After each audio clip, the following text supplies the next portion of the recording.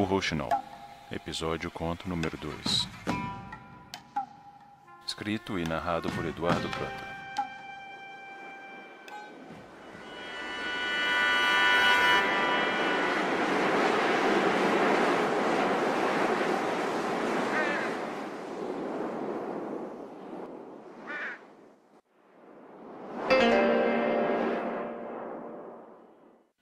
Jubei Masayuki se curvou ao Shogun, que se sentava um nível acima do dele. Houve uma época onde a família do Shogun e a dele eram iguais, e assim se tratavam. Com os anos de guerra, e principalmente a batalha de Sekigahara, muita coisa havia mudado. O Shogun havia vencido, e aparentemente o Japão seguiria sob sua liderança. Já haviam alguns anos e nenhuma força opositora parecia grande o suficiente para preocupá-lo por enquanto. Mestre Masayuki, Começou o Shogun. Fico feliz em recebê-lo nessa tarde tão fria de outono. Ouvi falar muito do senhor e das habilidades da casa Masayuki. É uma honra para mim, Otono, Disse Jubei, se referindo ao Shogun com o máximo de respeito possível. Estou à vossa disposição. Ouvi também que o senhor, mestre Masayuki, foi vítima de uma calúnia. Continuou o Shogun, a voz firme e segura.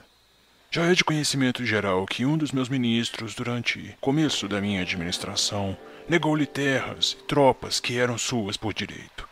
Se ele estivesse aqui, hoje estaria implorando o seu perdão, mestre Masayuki. Não tolero esse tipo de comportamento. Se ele estivesse aqui hoje, pensou Jubei. Sabia que o homem havia sido exonerado do cargo e provavelmente cometera suicídio em vergonha. O Otono é por demais generoso, Disse Jubei, sorrindo para o Shogun. No entanto, não se permita ficar feliz por enquanto, mestre Masayuki. A situação é um pouco mais complexa. Tenori, faça o mestre Yasuharu entrar.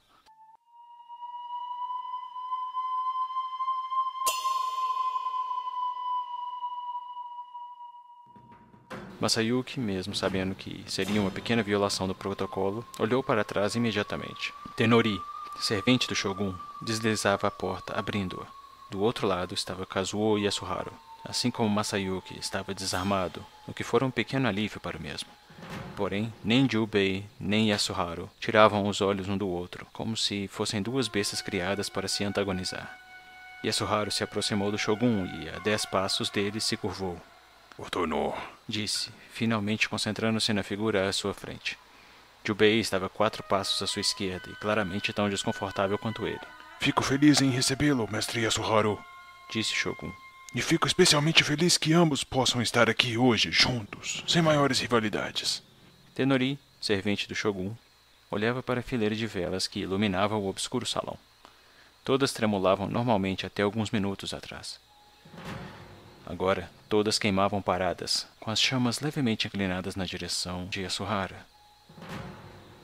Jubei se sentia ofendido em estar ali. É sabido que mestre Yasuhara sempre quis lutar ao meu lado em Sekigahara.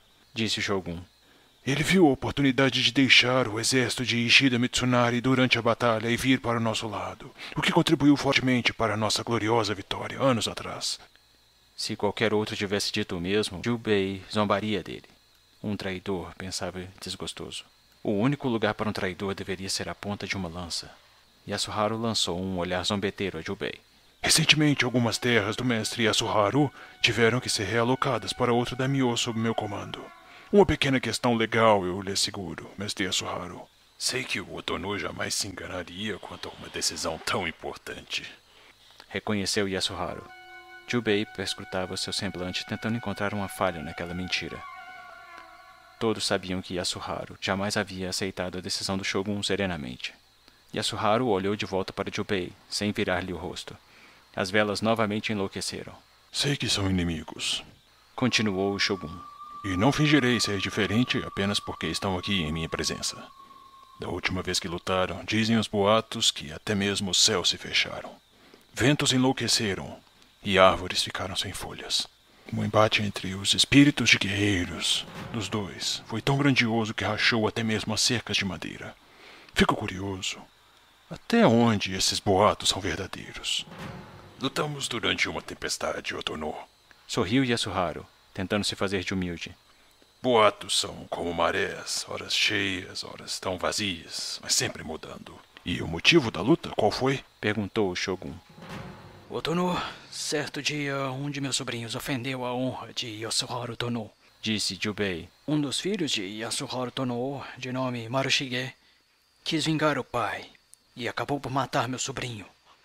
Porém, meu sobrinho ainda não era um homem e sua morte foi injusta.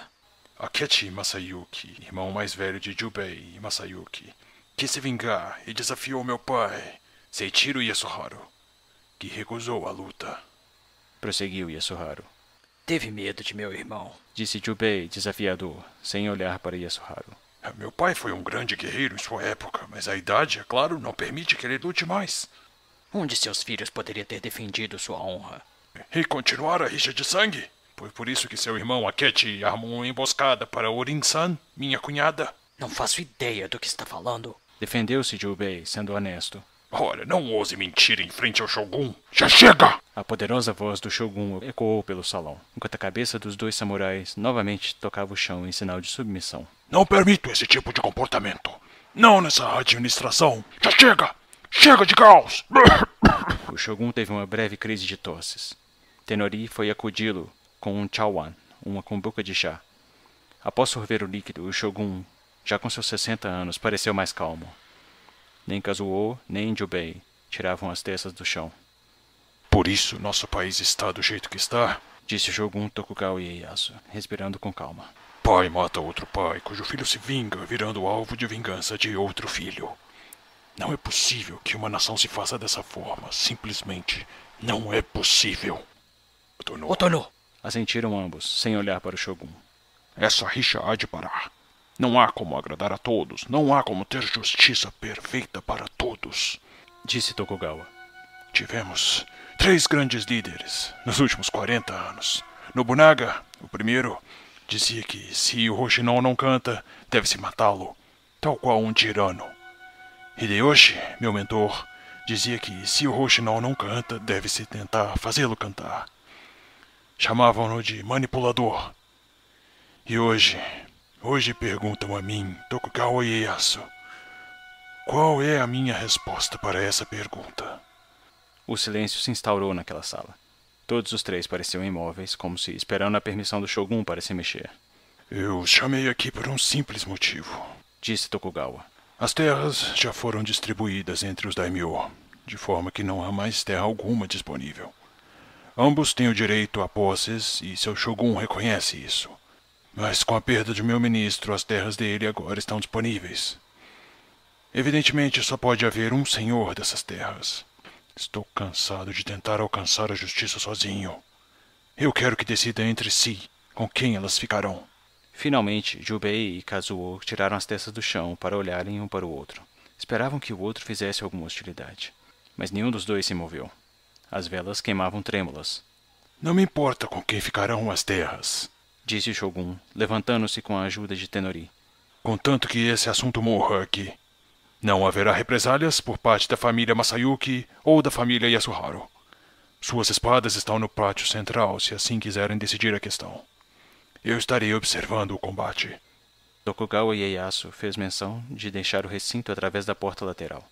Depois parou. Olhou para os 2 daimyos, confusos. Fiquem à vontade para buscar outras soluções, se assim quiserem, disse o Shogun, quase zombeteiro. Conversem, se matem, façam o que quiserem. Não tenho mais inimigos, portanto, tenho todo o tempo do mundo. Se o Roshinon não canta, eu o espero cantar. As velas se apagaram subitamente.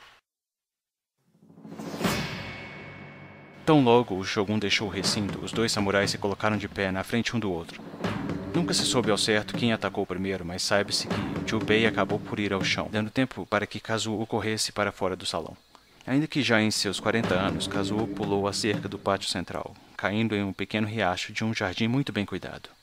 Rapidamente encontrou sua espada apoiada contra uma árvore e a desembainhou sem cerimônias. Jubei, vindo logo atrás, pulou a cerca com um pouco mais de dificuldade, mas também molhou os pés. Sem esperar que ele alcançasse sua espada, Kazuo atacou-o com a lâmina. Porém, para sua maior surpresa, Jubei bloqueou o golpe com as mangas molhadas de sua blusa, neutralizando a lâmina. A técnica Masayuki, disse o Shogun, observando a batalha de um cômodo afastado. Não a vejo há tempos. Observe, Tenori. Os Masayuki sempre estão alertas, não importa o que aconteça. São metódicos e cautelosos sempre. Tenori assentia, também interessado. Jubei moveu as mãos de forma a forçar a espada do oponente e quebrar a sua pose de combate.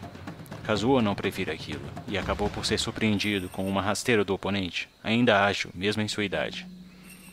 Por um momento, Jubei lutou no chão, com seu adversário pela posse da espada, numa briga suja e pouco característica da nobreza. Jubei, no entanto, conseguiu arrancar a espada do inimigo. Finalmente, Kazuo apanhou um punhado de terra na mão e atirou contra Jubei, que, cegado pela poeira, rolou para longe, ainda com a espada do outro em mãos. Kazuo não perdeu tempo e correu para procurar a outra espada, a que pertencia a Jubei. Veja, Tenori. Os Yasuharu são muito questionados pelas outras famílias samurai, e a razão é justamente essa. A técnica da família consiste em romper todos os limites possíveis da moral e ética para se alcançar a vitória. Dizem que tigre algum consegue a presa através de movimentos graciosos. São justamente o oposto dos Masayuki, dizia o Shogun, fascinado. Kazuo correu pelo jardim, procurando uma espada embanhada. Encontrou-a próxima a um riacho, em cima de uma pedra. Pegou-a e desembanhou-a. Ah, então essa é a famosa espada dos Masayuki, disse ele, olhando para o intenso trabalho de cutelaria naquela arma. Realmente à altura de uma família snob como a sua, Jubei. Assim como essa é uma espada digna de um traidor, nas mãos de outro, disse Jubei, empunhando a espada dos Yasuharu no chão. Nem sequer é fiel ao seu próprio mestre. Kazuo correu em direção a Jubei, que fez o mesmo. As lâminas encontraram-se em pleno ar, como se uma quisesse destruir apenas a outra, e não quem as empunhava. Uma sucessão inacreditável de golpes, alguns rápidos demais para o olho destreinado. Incrível! Disse Tokugawa, sem perder um lance. Kazuo investia com a juventude que lhe era característica. Porém, se Jubei não tinha sua vitalidade, tinha experiência, conseguindo quebrar o equilíbrio do adversário metodicamente. Aos poucos, o excesso de confiança de Kazuo foi sendo quebrado, assim como a energia de Jubei acabava. Fazia algum tempo desde que haviam treinado sua esgrima. Em dado momento, Jubei fincou a espada dos Yasuharu no chão. O que está fazendo? Perguntou Kazuo, enquanto Jubei se sentava no chão do jardim. Minha espada está em minha mente, rapaz, disse o ofegante mais velho, fechando os olhos e começando a meditar. Faça o seu melhor. Estudou esgrima com um monge, é? Zombou Kazuo, também se sentando. Acha que minha casa não tem disciplina? Todos sempre pensam que os Yasuharu não se importam com a honra e o caminho do guerreiro, também sem meditar em horas erradas. Kazuo e Jubei tinham o espírito do guerreiro, e assim sendo, tinham uma percepção única do mundo, da espada e principalmente um do outro. Por breves segundos de meditação, a força de seus espíritos entrava em conflito por centenas de vezes. Se viam em um lago perfeito. As únicas ondas eram as de seus movimentos que faziam acima desse lago. Kazuo se via atacando. Via Jubei sacando a espada em um único movimento perfeito. Via-se sendo cortado ao meio como um inseto, seu sangue chovendo na água do lago imaginário. Jubei se via em pleno combate com Kazuo, as espadas gastando seu fio uma na outra, cada vez mais rápidas, como centenas de cascalhos caindo em cima de um sino. Finalmente Kazuo vencia o adversário pelo cansaço, sendo o mais veloz. 100 batalhas foram travadas em suas mentes. Para o guerreiro perfeito, a batalha real acontece em um único momento, Tenori, disse Tokugawa, se aproximando da janela. É como se preparar para algo com tamanha perfeição que, quando se executa aquilo, se executa perfeitamente, ainda que uma única vez. Kazuo tentava utilizar a água do lago imaginário em seu favor. Com um perfeito movimento, Jubei cortava a água, que se espalhava em 1 milhão de inofensivas gotículas. Jubei girava, criando um tufão de água, aparentemente indestrutível. Mas Kazuo fazia com que sua raiva passasse para a espada. Sua espada agora queimava como brasa, e com um golpe, evaporou o tufão de água de Jubei. Kazuo cortava o ar com a espada. Jubei cortava até o corte do ar com a sua. Tokugawa ainda observava. Vários minutos haviam se passado. O tempo fechava, com nuvens e ventanias presentes. Não pode ser coincidência, Tenori, disse ele, olhando para o céu. Impressionado? Para os maiores guerreiros nada é impossível. Um trovão ressoou, trazendo a ambos de volta à realidade. Os dois se levantaram ao mesmo tempo. Veja como até mesmo a postura dos dois mudou.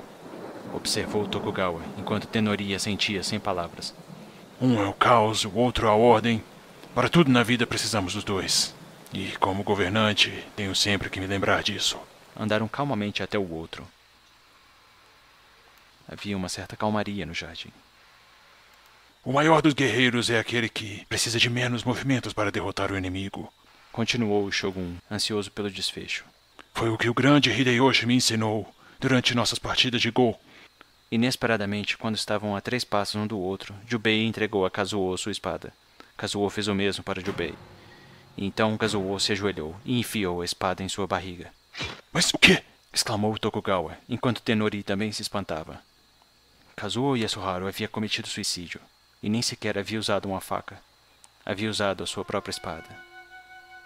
Jubei gritou seu Kiai, em um movimento perfeito. Cortou a cabeça de Kazuo, livrando-o da dor do estripamento. Silêncio. A tempestade se dissipava claramente. Os ventos se acalmavam. Magnífico! Inacreditável, mestre Masayuki! Dizia o Shogun, se aproximando, com um maravilhamento estampado no rosto. O senhor conseguiu vencê-lo sem um único golpe! Otono, Disse o samurai, fazendo uma mesura. um grande guerreiro sempre se entende bem com o outro. Grande guerreiro? Perguntou o Shogun. Não era como você se referia a Kazuo Yasuharu. Nós entramos em perfeita sintonia. Uma que só é possível através do talento, com a espada, que Kazuo certamente possuía. Disse Jubei. Poderíamos lutar por anos sem saber quem seria o vitorioso. Ao invés disso, encontramos um perfeito acordo. Não entendo. Admitiu Tokugawa. Eu não tinha terras. A família dele não tinha honra. Agora, temos ambos. Disse Jubei Masayuki, embanhando a espada. Tokugawa sorriu, finalmente entendendo. E o peso em suas costas, a responsabilidade que vinha o matando há anos, o deixou. Para comandar aquela terra, nem sempre era preciso matar o Roshinou ou compeli-lo a cantar. Às vezes, só era preciso esperar que cantasse por conta própria.